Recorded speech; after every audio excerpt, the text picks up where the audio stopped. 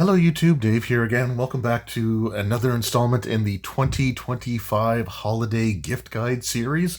In the first episode, we took a look at the Starfinder role-playing game, and today I want to be taking a look at the new 5th edition 2024 5.5 or 5.25, whatever you want to call it, version of Dungeons & Dragons.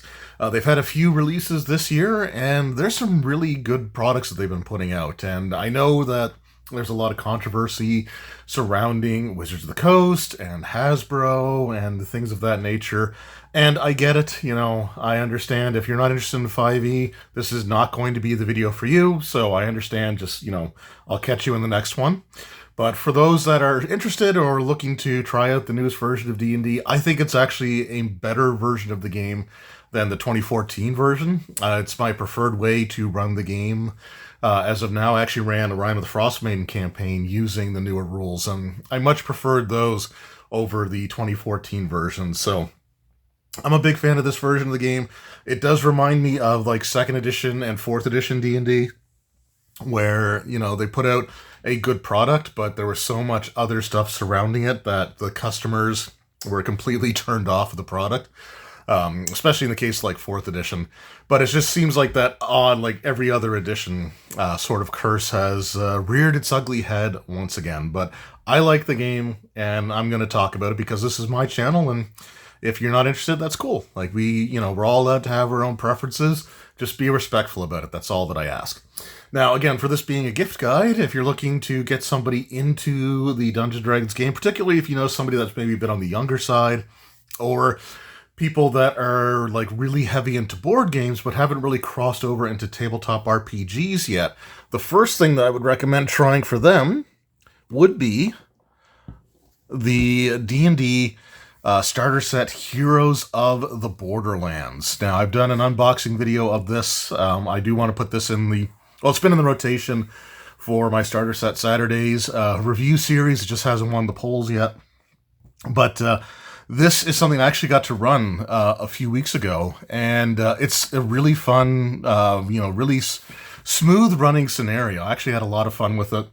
The players spent the first hour of the 4.5-hour session just exploring the keep and completing some of the mini quests there to earn some gold and items and things like that before they set off to the to explore the caves. But yeah, really cool stuff. And like I said, I did do the unboxing. We'll flip it over though, so you can sort of get an idea of the things that are included in here. And the reason that I say that this might be a good way to target like people that are really big into board games that is because the character creation system kind of feels like it's lifted from like a board game or like a deck building type of game. So you have a base sheet for your character's abilities, but then you use cards to fill out your ancestry as well as your background, and you also use cards for your equipment and spells and things of that nature. So you do get to customize your character somewhat based off of those choices, and you are given the classic fighter, cleric, rogue, and wizard classes. So you have, a decent amount of selection there. It supports them up to level 3. So you get like the first sheet for them has level 1 and level 2. You flip it over and it tells you what to give them in addition to all the first level stuff. And then you have a 3rd level sheet, which is double-sided, which gives them a choice of their sort of subclasses, which is really cool to see. There's also, 9 double-sided poster maps. So that's 18 maps total. You get a bunch of handouts. You've got some cards for the NPCs, which is great. So you can sort of identify the NPC easily. It has their sort of personality traits and stuff on them. You've got 3 adventure booklets and 1 rules booklet. And again, if you want to check out the unboxing video, I will put that as one of the clickable things you can click on at the end of this video. But yeah, this is a really great introductory set. It does take the characters to the legendary keep on the Borderlands, and it does retain quite a bit of the original kind of scenario, like the maps. All the caves are there, and a lot of the key features are also there. They've simply condensed the maps so that they all fit on the size of the printout that they have here. So, for example, in some of the older, the original versions, you might have some like longer corridors or hallways. Those have been sort of like cut down so that they all fit on side of the poster map. But beyond that, you get like a really solid adventure, and I had a blast running this. And I've been running games for 26 years now, so I'm no stranger to DMing, and I just had a lot of fun with this one. So I'm hoping to do a proper review in the very, very near future. But yeah, this is a great way to get younger players involved, just say for ages 12 and up. And again, if you know people that are really big into board games that haven't crossed over, there is some like kind of board game elements in the way that this is presented to you. So I would sort of keep those things in mind. And yeah, for the amount that this costing, this is a $50 set, and that sounds like a lot, but this box is massive and it is heavy. It is filled to the brim with stuff. So it's a really great starter set and a really great introduction. And again, I feel like this was something that was designed to kind of capture that board game group, or like the card deck building card game sort of people, to bring them into the newest version of the D&D game. But a really, really solid set, and would make a fantastic gift, even if you are an experienced role player as well. Like if you know somebody that's just been playing D&D for a long time, they might be interested in this sort of nostalgic trip back to the keep on the Borderlands. So that's the first suggestion that I have here. The next suggestion, of course, is going to be the good old core rulebooks. So we got the Player's Handbook, we've got the Dungeon Master's Guide, and we've got the Monster Manual. Let's move that off here. So these are your core rule books. These are the things that you will need to run the game. If you just have somebody that that's a player that's interested in trying the new 5e, then this is the only book that they actually really need. But if you want to run games, then eventually I'd recommend getting all three of these. There are also free basic rules available on D&D Beyond that you can get as well. So you can even try the game without even having to spend anything on it. But I really love the covers of these books. Like I really like the the inclusion of Venger and Warduke there on that one. And you got, of course, the crazy looking Beholder and the Purple Worm. Oh, that's not a Purple Worm. I think that's a is that a Kraken? I think that's a Kraken actually. So the sucker tentacles there. Gelatinous Cube. You got a Mimic. You've got Displacer Beast and an Ogre. Do I see a Mind Flayer? Yeah, there's a Mind Flayer, Owlbear, Modron, Troll. That's probably a Baylor. So really, really cool stuff. And what's great about the Player's Handbook, of course, has your character class and all that stuff in it. Your Monster Manual obviously will have your monsters and things in it. The monsters are presented alphabetically, like true alphabetical. So the Black Dragon and the Blue Dragon are in the B section. The Red Dragon would be in the R section. And at first I thought that was going to be a problem, but like I said, I ran a campaign of this, and I did add dragons to the encounters, and I actually found it very intuitive just to flip to the W section for the White Dragon. So it takes maybe a little bit of getting used to, but it is actually quite intuitive. Now here with the Dungeon Master's Guide, what's really cool about this is that it also gives you a dedicated campaign setting. It's not like a full, campaign setting book, but it's more like sort of the Gazetteer, if I can find it in here somewhere. All right, so let's just go to the table of contents and save myself a little bit of time, shall we?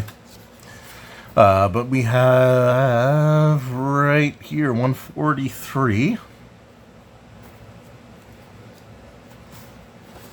So you actually get like a Greyhawk Gazetteer. So this is really, really cool. It gives you some information on the world of Greyhawk, as well as the free city of Greyhawk, the way that magic works, or the cosmology. There's the free city there with some adventure hooks and things that you can do. But what's really awesome is that the book also comes with, on top of that, it comes with a double-sided poster map, a big map, so I'm not going to unfold it here. But one side is the campaign world, and on the other side, if I can get it here, and on the other side is the city of Greyhawk itself. So really, really cool to see that included. This also has like the Bastion mechanic, which reminds me a lot of like the old school D&D where you would reach your named level and then you could build a stronghold. So it's kind of along those lines, except it actually has some like really cool mechanical effects for the game. So yeah, this is something that, again, the core rulebooks, the monster manual, the DMG, and the player's handbook, if you're looking to try the new version of the game or know somebody who's interested in them, then these are the core rulebooks to look out for to get them sort of going and getting them started. Now, up next, we had the first adventure book to come out after the release of the new version of the D&D game. So what we have here is Dragon Delves.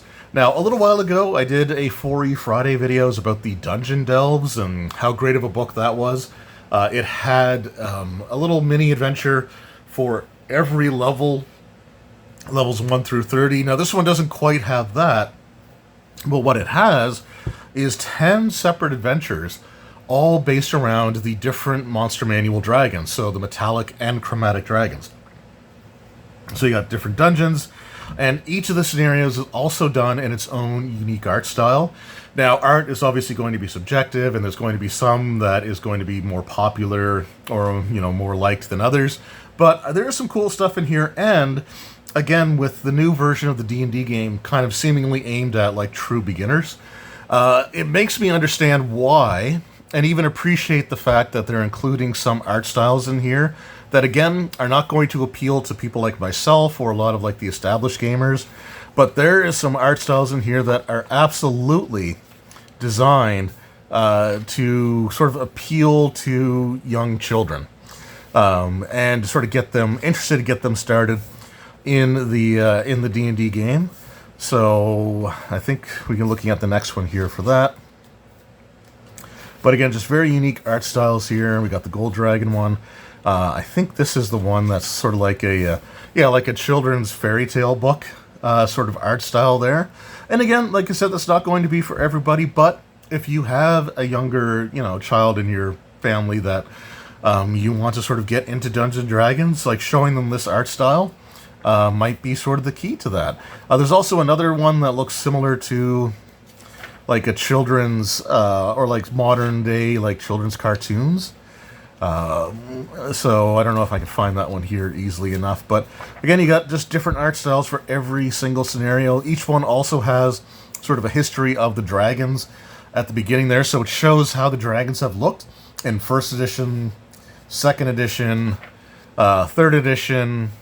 Let's see here. There should be the 4E ones as well. Anyway, it typically shows the way the dragons looked in every version of the D&D game. And actually, this is probably my favorite art style here, because this reminds me of this particular art style. If I can find another picture here, it just looks like something that you would find on like those old black velvet paintings, where if you shone a black light on them, they would glow. So I kind of like that art style. But yeah, again, you get 10, pretty decent adventures in here, and you get like just some realistic art styles. You get some stylized and cartoony art styles. You've got ones that look like they're out of like a Grimm's fairy tale sort of style of artwork. You've got like the old school, just black and white line art. I mean, there's a lot of really great stuff in this book altogether. And again, 10 different scenarios, 10 different adventures that you can be using for your campaign. And again, while the art is going to be, your favorite part for like all of it, I think everybody's going to find at least one style that they really like. So I think that's pretty cool. And again, some of the art styles are done consciously to, I think, appeal to a younger audience, to sort of pull them in to the D&D game. And if it works, I'm all for it, because I can look past the art to the scenario itself and still be able to enjoy it and not, have any worries about that. But anyway, a really, really solid book, and just a great way to have some dragon-based adventures, some dragon-based dungeons in your Dungeons & Dragons campaign. So really, really cool stuff.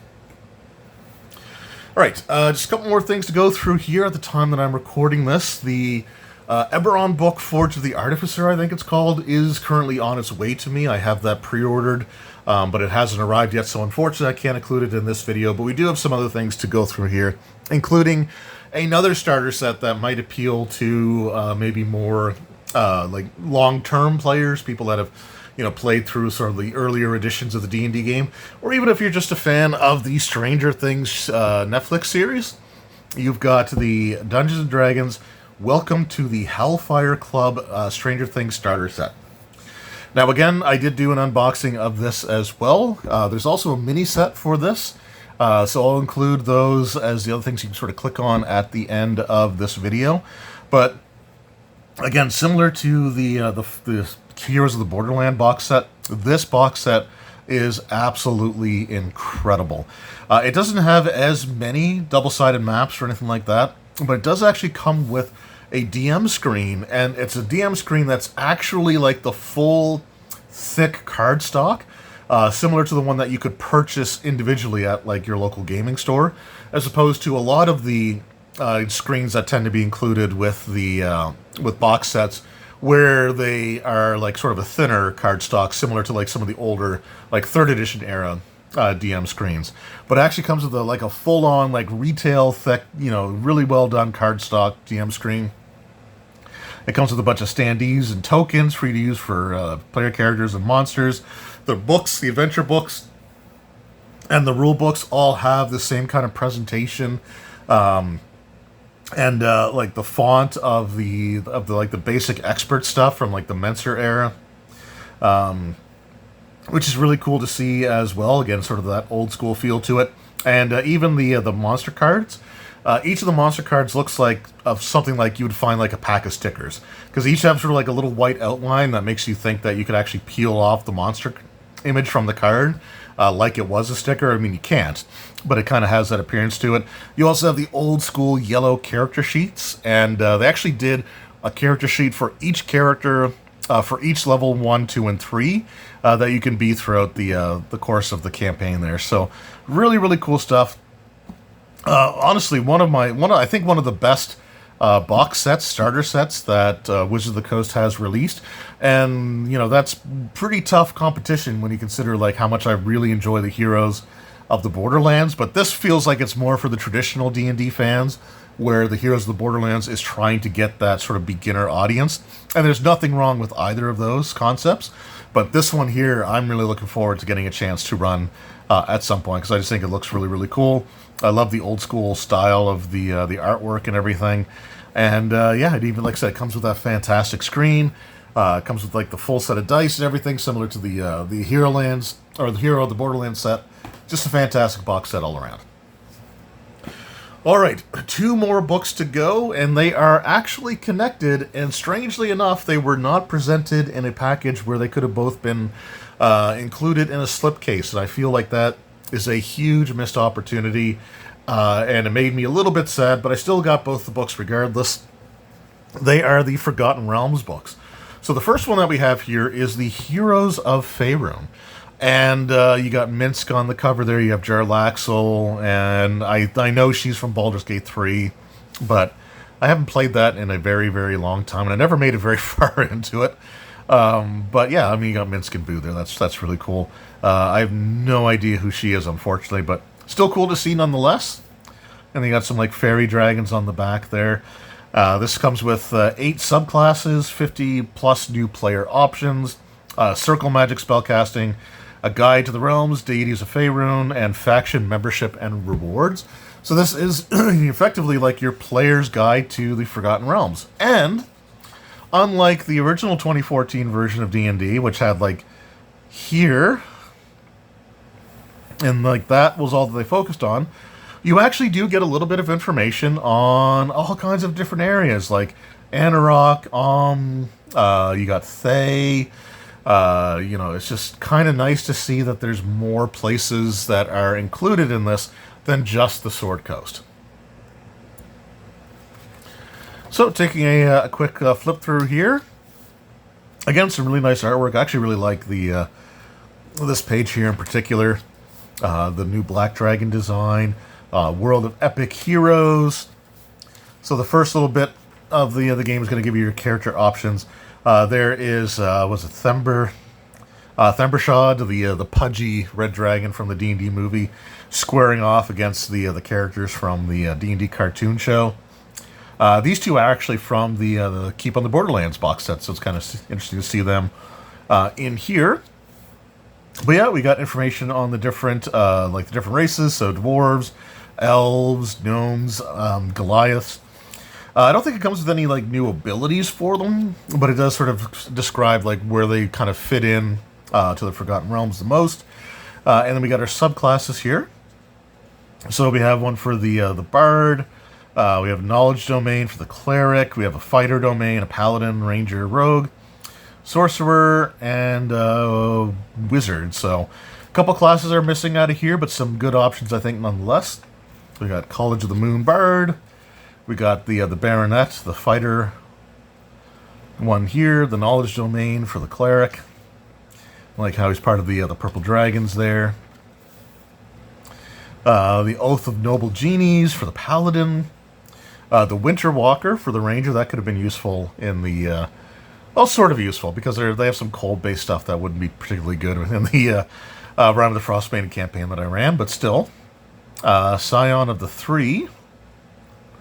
The three in the Forgotten Realms being Bane, Baal, and Mercule. So they were like the sort of like the evil triad of scheming deities.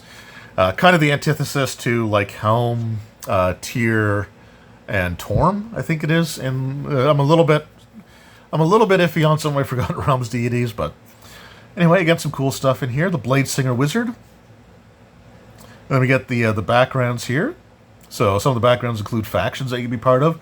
Dragon Cultist, Emerald Enclave, Caretaker, Harper, Knight of the Gauntlet, Lord's Alliance Vassal, Purple Dragon Squire, and Zantaro Mercenary. In addition, you also have like the Chondathan Freebooter, Dead Magic Dweller. Okay, that should be interesting. Flaming Fist Mercenary. If you played the original Baldur's Gate on PC, you know all about the Flaming Fist and who serves them. Genie Touch, Ice Fisher, Moonwell Pilgrim, Mulhorandi Tomb Raider, Mythal Keeper, Rashami Wanderer, and the Shadowmaster's Exile. So let's take a look at that Dead Magic Dweller. That seems kind of neat. So the Dead Magic Zones of Anarok Desert are anathema to spellcasters and monsters that rely on magic, which is exactly why you made your life there. Perhaps you're on the run from the Red Wizards, or you ran afoul of powerful Jinn and Kalishan. Whatever the case, you decided that living in Anarok was your best option. After long months or years, you're stronger, wiser, and armed with hard-earned knowledge of desert medicine and wasteland survival. So you get the Healer feat, Strength, Wisdom, or Con. So that's actually a pretty decent one to have, as far as like the way that ability scores are done in the new 5e. I would still change things a little bit. In 5e, like I would have your class give you a +2 boost to its primary attribute, and then your background gives you 2 +1s.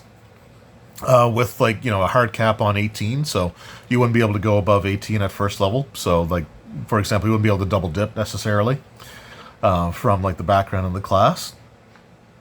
Or you can even drop that down even further and have it like Adventurers League, where 16 is the highest you can start with. Because I think that's the way that works. I can't remember now.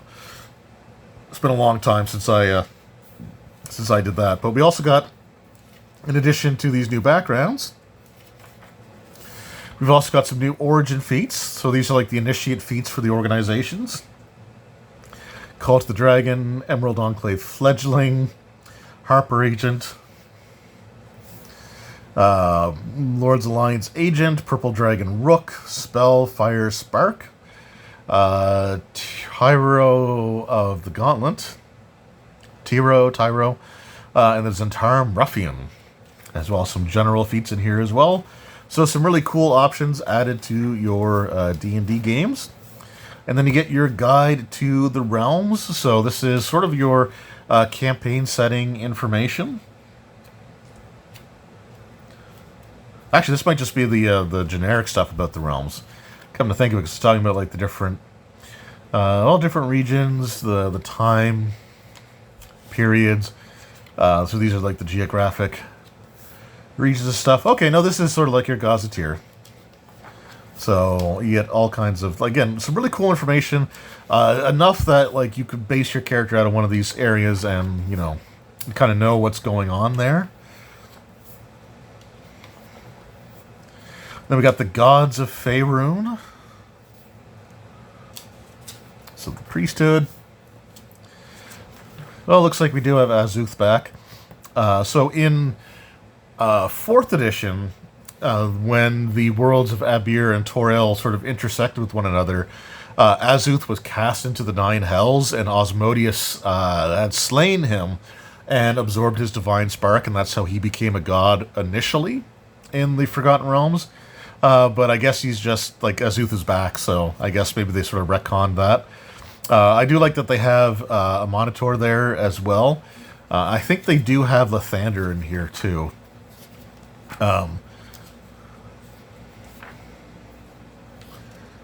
Yeah, so they have Lathander and a Monitor. I just kind of like a Monitor a little bit better. I don't know. Just because Lathander sounds funny to say. But yeah, really cool to see that he's in there. We have Auril, the Frost Maiden, is included. Of course, there we have Bane. I like that Bane gets a full page to himself there. Baal, the Lord of Murder, who returned in the Murder in Baldur's Gate edition free scenario. Sort of. You could play it with 3rd edition, 4th edition, or the playtest, which I think you'd be able to do the 5th edition version of it just as well. But it's kind of cool to see him come back. We have Cyric. Oh, we do have Alestria. I thought I couldn't remember if she was still there or not. But yeah, so she is essentially the good god of the Drow, the one that opposes Lolth. So there's Helm, Ilmater, the god of suffering, Kelemvor. There's good old Lathander. There's Lolth, Mask, Balar, the Beast Lord, Myliki, Mercule, Mistra, Saloon, the goddess of the moon, the Red Knight, Shar, who is sort of the antithesis to the goddess of magic.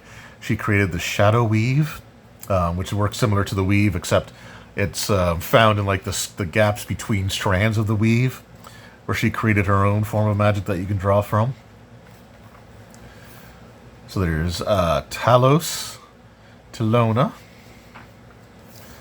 Tempest, Torm. Yeah, there's Tyr, okay. And Joaquin be praised. If you've played Baldur's Gate Dark Alliance 2, you'd be familiar with that one. And then this is actually kind of cool to see as well. So, in the Heroes of the Borderland box set, you actually had some advertisements for some of the different businesses and what they offered. So they'd have like an image of the product and with the price next to it. So they have that here as well. It's just, a bit more fantastical than like the mundane equipment. But it's still really cool to see like the different fashions, Mechanical Wonder, Prosthetic Limb, Icewind Dale, a bit more practical.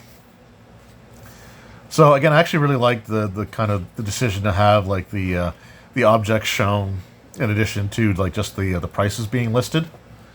So that's really cool to see. Then we got the Magic of Faerûn. So again, the Weave. Circle Magic. Wild Magic and Dead Magic. There's Venger facing off against Presto. There's the Red Wizards conducting Circle Magic, where they pool their magical powers together to enhance spells beyond what they normally would be able to. Although I didn't see the Shadow Weave referenced in here. I'm wondering if that's something that got dropped from the game.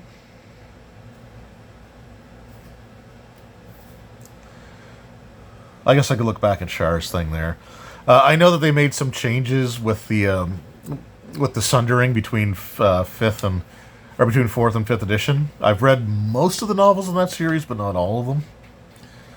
And so we got some new spells, and then we've got what do we got here? Actually, are these spells? These might not be spells. Oh, these are renown rewards. Okay, so factions. Oh, we already passed the spells. That's why. So we got the factions there. If they're friendly, hostile, or indifferent to the other factions. And if you're affiliated with them, sort of what you get as your renown goes up. That's really cool to see. Alright, Lord's Alliance. Purple Dragon Knights. Zentarum. The Xanathar Guild. Some other organizations here.